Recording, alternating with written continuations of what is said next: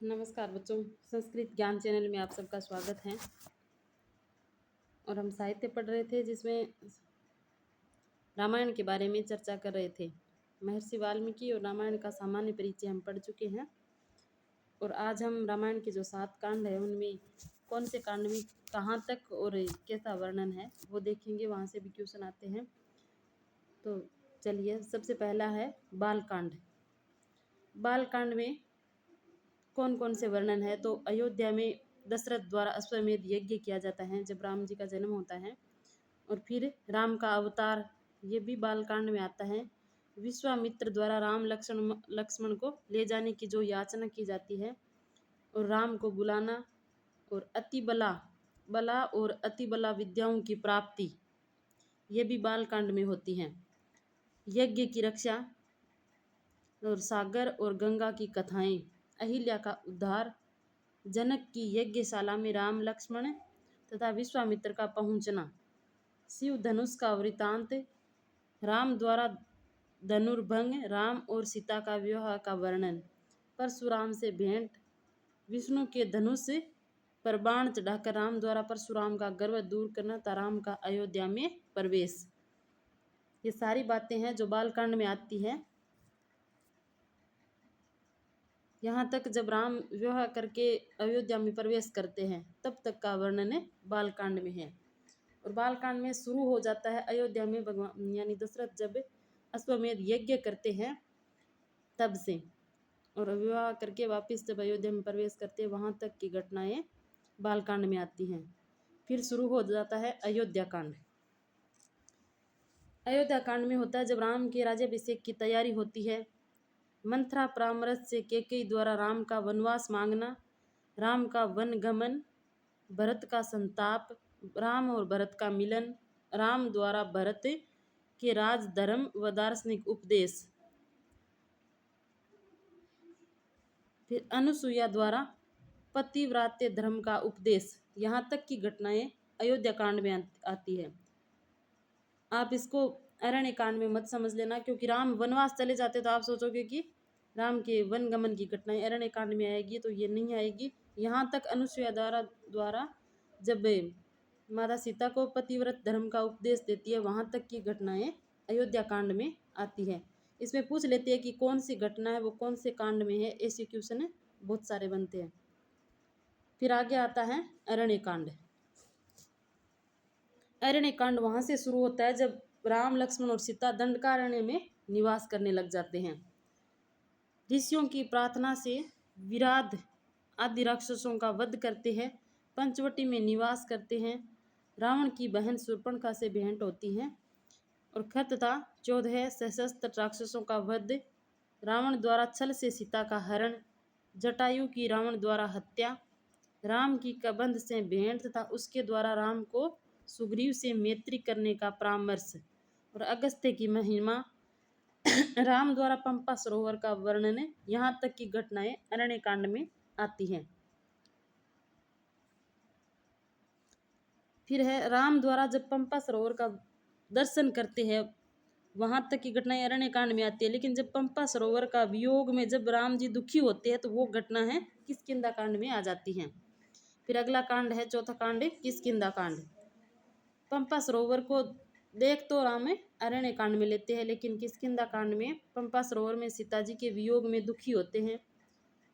हनुमान द्वारा राम और सुग्रीव की मैत्री कराना, राम द्वारा बाली का वध और बाली की भार्या तारा का विलाप और राम द्वारा उन्हें सांत्वना देना, सुग्रीव तथा अंगद का राज्याभिषेक और सीता की खोज, विभिन्न दिशाओं में वानर सेनाओं को प्रेषित करना, दक्षिण दिशा में हनुमान जी का जाना और संपाति से भेंट करना, सीता के स्थान की सूचना, संपाति की कथा, जाम्बवत द्वारा जो हनुमान जी को उद्बोधन दिया जाता है और हनुमान का सागर लंघन के लिए प्रस्तुत होना, वहाँ तक की घटनाएं किष्किंधा कांड में आती हैं। किष्किंधा कांड में सब कुछ आ जाता है, यानी हनुमान जी जब सीता जी की खोज में निकलते हैं वहाँ तक की घटनाएं किष्किंधा कांड में आती हैं। फिर शुरू होता है सुंदरकांड, जो सबसे श्रेष्ठ कांड माना गया है।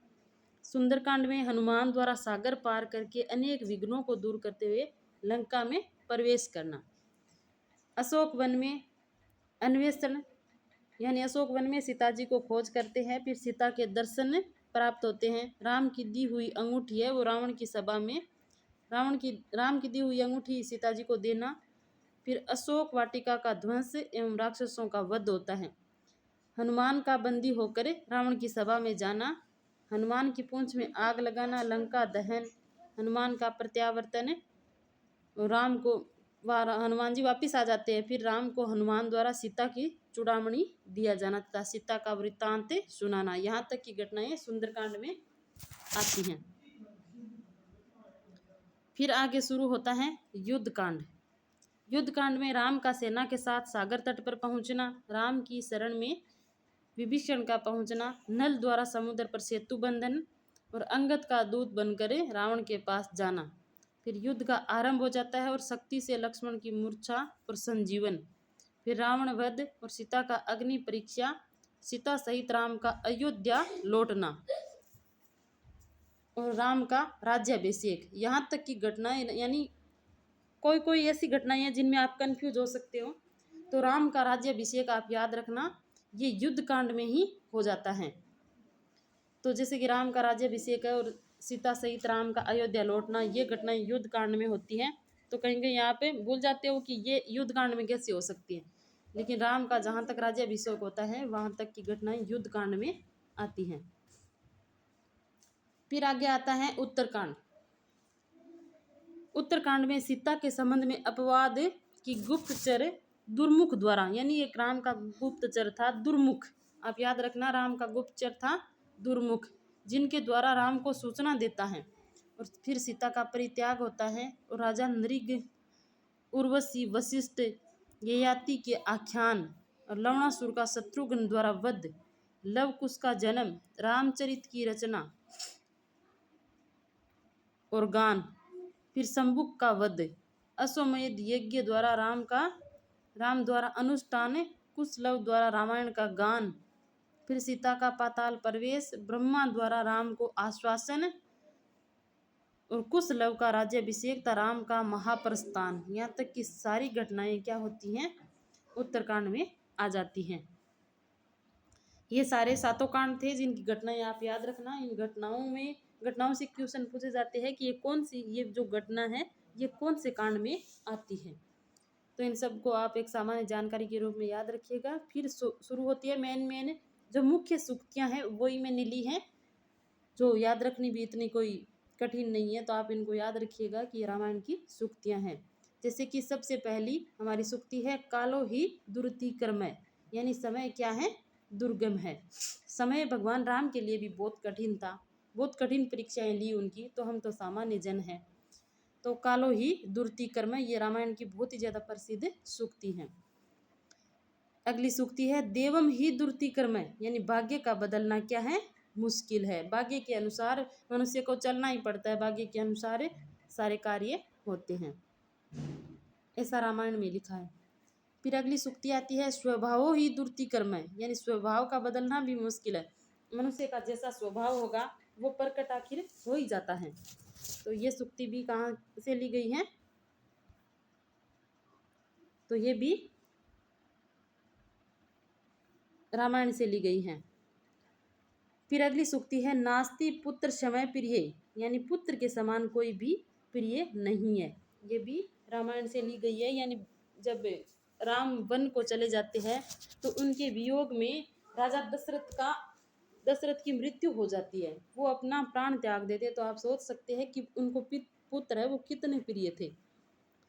फिर अगली सूक्ति है देशे देशे कलत्राणी, देशे देशे च बांधवा, तम तु देशम न पश्यामि यत्र भ्राता सहोदर, यानी चाहे आप प्रत्येक देश में स्त्रियां व प्रत्येक देश में बंधु बांधव तो मिल ही जाते हैं, लेकिन ऐसा कोई देश नहीं दिखता जहाँ पर सहोदर भाई प्राप्त हो जाए। यानी आप कहीं भी चले जाओ, आपको बंधु बांधव पड़ोसी अड़ोसी पड़ोसी तो मिल जाएंगे, सुंदर स्त्रियां भी मिल जाएगी आपको, लेकिन सगा भाई नहीं मिल सकता। ऐसी सूक्ति है वो रामायण में आती है। फिर अगली सूक्ति देखिए, स्त्रीणाम पवित्रम परम पति एको विशिष्यते। ये सूक्ति रामायण से ली गई है कि सदाचार, सत्य, ज्ञान, मर्यादा में स्थिर रहने वाली साधु स्वभाव की स्त्रियों के लिए एक पति ही पवित्र और परम विशिष्ट हैं। यानी स्त्रीणाम पवित्रम परम पति एको विशिष्यते, वो अपने पति को ही सब कुछ मानती है। ऐसी स्त्रियों का वर्णन रामायण में कहा गया है। फिर है स्त्रीणाम भर्ता ही देवता, यानी स्त्रियों का जो पति है वो उनका देवता होता है। आप देख सकते हैं क्योंकि माता सीता है वो पति के साथ में दर दर भटके थे, वन में गए थे, तो पति को ही सब कुछ माना गया है। फिर है वने दोषाही बहवै, ये उस टाइम की सूक्ति है जब सीता जी वन में जाने के लिए जिद करती है, तो भगवान राम कहते हैं वने दोषाही बहवै, यानी वन में कोई बहुत सारी कठिनाइयां हैं, आप जाओगे तो आप वन में बहुत सारी कठिनाइयां देखने को मिलेगी।